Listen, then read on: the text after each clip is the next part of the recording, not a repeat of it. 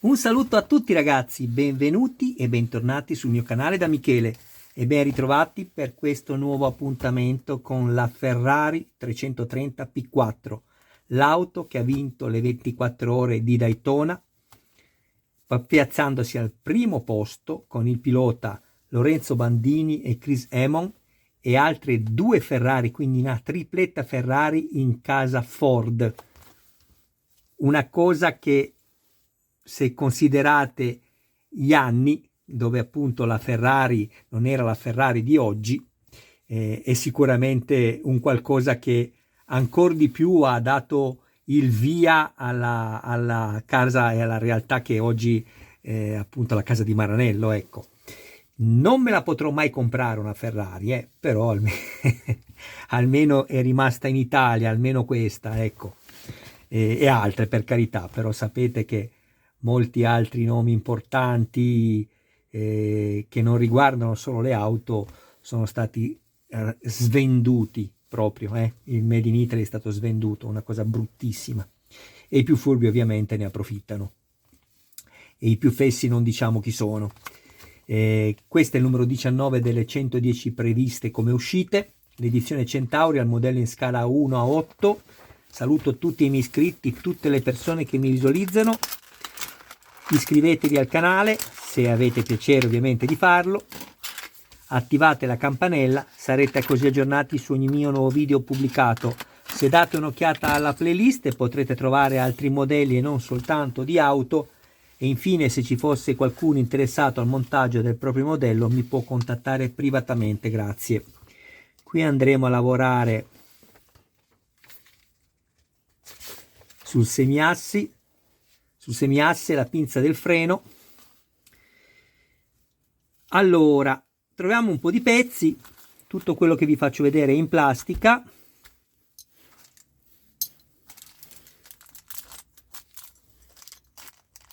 Attenzione a questi due tubi, perché uno è il raccordo tra il pistoncino destro e sinistro della pinza a doppi pistoncini e l'altro invece è il tubo di uscita della pinza che va poi ad attaccarsi al tubo in gomma.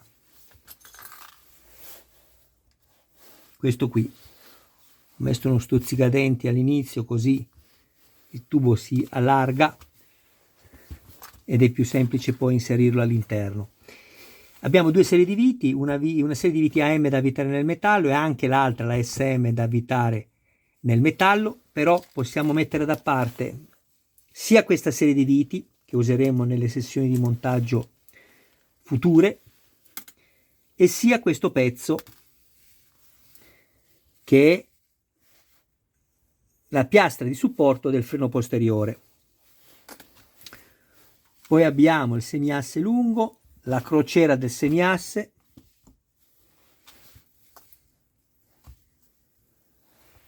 il corpo della pinza dei freni,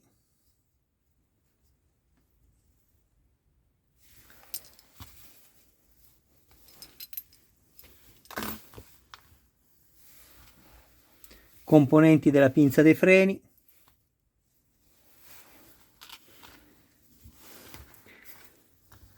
attenzione a questi due tubicini come vi ho detto prima perché sono in plastica. Questo è il tubo di unione, come vi dicevo prima, dei pistoncini della pinza dei freni e quest'altro è il tubo proprio che esce dalla pinza dei freni per andare a inserirsi poi in quel tubo di gomma che vi ho fatto vedere prima. Una cosa che però forse voi non avete notato e che probabilmente neanche io, se non mi fossi accorto che non ha flessione, è che questi due pezzi sono in metallo, ragazzi. Brava, complimenti Centauria, sono in metallo, così come questi due e questo qua anche. Bene, penso di avervi fatto vedere tutto. Sì, possiamo procedere al montaggio. Io ho preso già 4 viti SM, mi sono andato a creare il filetto. Non ho usato olio perché il metallo è abbastanza dolce, tenero, diciamo, quindi non è difficile avvitare, crearsi il filetto con le viti. Stavo leggendo, scusatemi. Bene, allora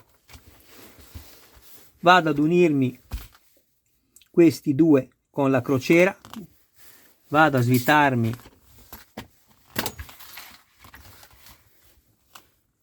le viti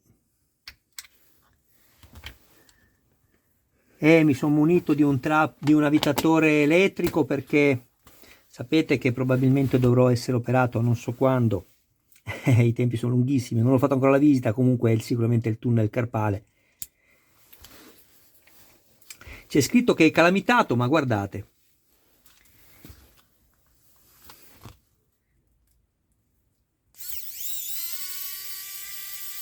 non sta neanche la vita attaccata. Qua si vede che è calamitato, avete visto? Però stranamente non è calamitato sulle punte, e questo ovviamente non va bene.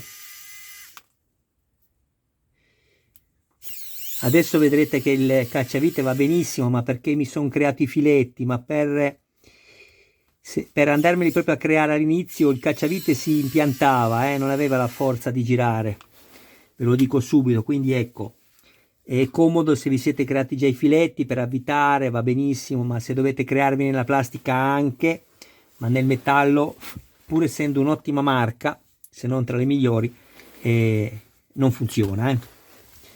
Bene, adesso mi vado a mettere due viti prima qui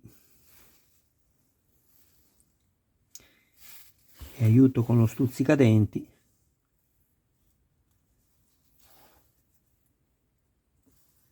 così. Ecco, vedete, non essendoci la calamita, è un po' un'assurdità.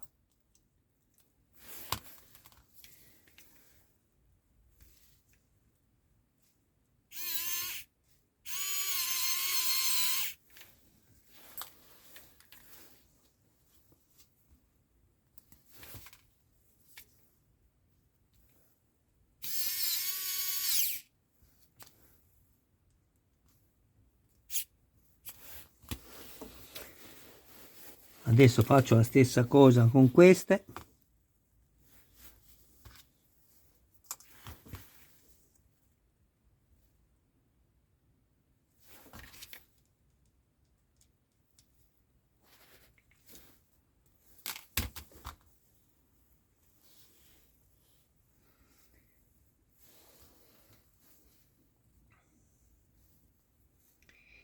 Io poi, una volta terminato il montaggio, andrò a svitarmi nuovamente queste 4 viti e andrò a incollarmele con un frenafiletti, perché anche se non ci dobbiamo giocare,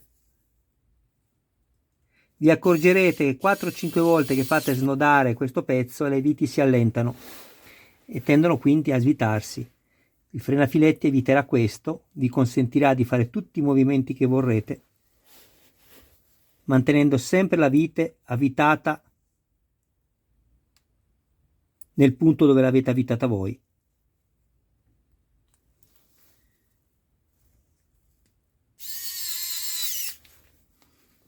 Ecco qui.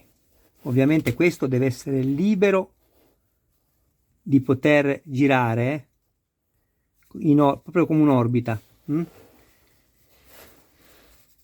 Eccolo qui. Poi prendo questo, di qua abbiamo la L, la prendiamo proprio così. Prendiamo questo che ha i due fori qui e lo andiamo a inserire a pressione. Così. Lo mettiamo in questa maniera e andiamo a inserire questo così.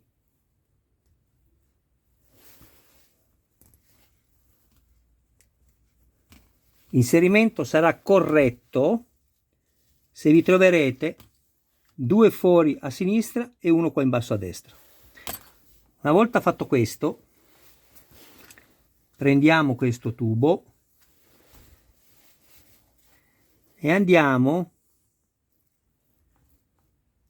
ad allargarci questo foro, questo superiore, perché poi dovremo inserire questo più corto qui, ecco, bene.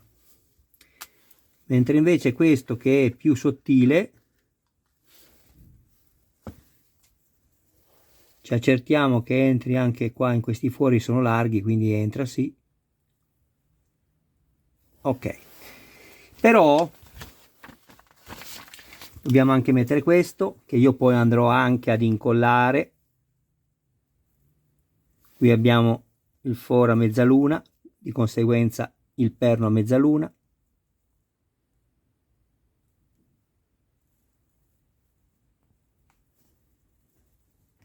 Ecco qua.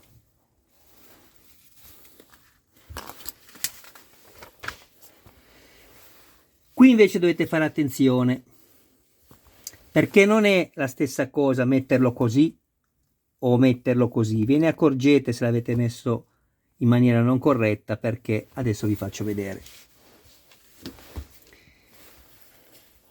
Così è corretto, come lo sto inserendo adesso, guardate.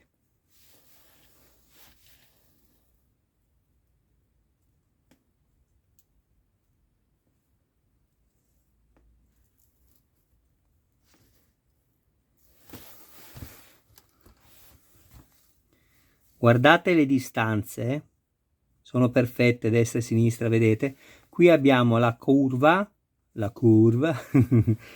sì, mi sono accorto che l'ho detto un po' in maniera strana. Vedete, qui abbiamo la curva che è armonica e qui invece abbiamo una curva che è un po' più, vedete, meno, diciamo, sinuosa, ecco. Abbiamo una curvatura più stretta qui e una qui, vedete? Se io faccio così e lo metto al contrario,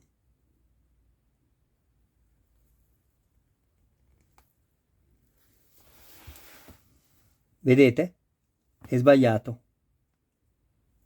Quindi attenzione, sono particolari, non è che succede nulla. Però questa è la posizione corretta. Così. Poi semplicemente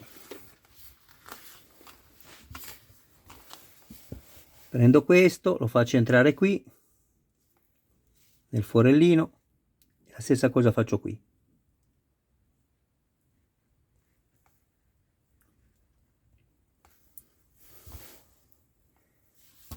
Deve uscirvi così.